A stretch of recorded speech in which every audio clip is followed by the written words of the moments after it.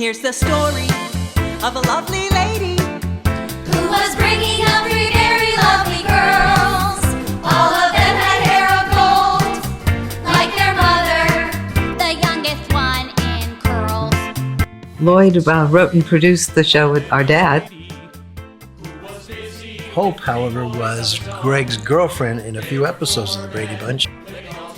We worked on Brady Brides together, and then Hope and I wrote one of the Brady feature films together.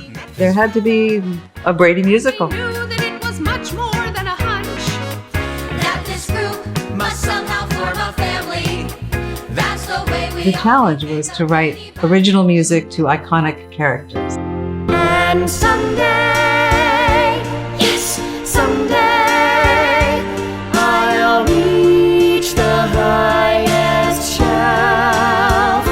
I mean, I've written a lot of Brady music over the years for the screen, and as Hope has written for the screen too, but to doing it for the stage and that kind of energy, it's really a blast.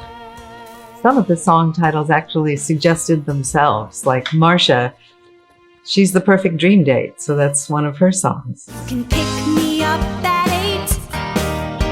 I promise I'll never be late.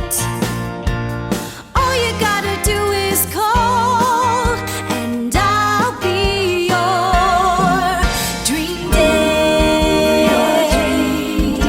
And then there's Greg's Car, which is about his Woody. People stop and stare when I'm cruising down the boulevard. See that guy?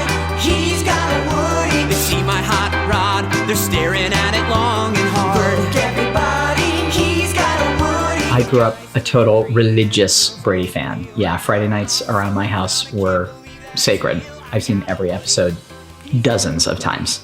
And the fact that I was brought on to direct the industry reading in New York, I just feel like I hit the jackpot. There are some very exciting plans for a very Brady musical. It looks like we're going to go on a nationwide tour, and we will also be doing a limited engagement off-Broadway. The fabulous thing about this musical is that it plays on the nostalgia of the show, but it's also extremely irreverent and hilarious. I think it's going to appeal to audiences of today. The Brady Bunch, the Brady Bunch. That's the way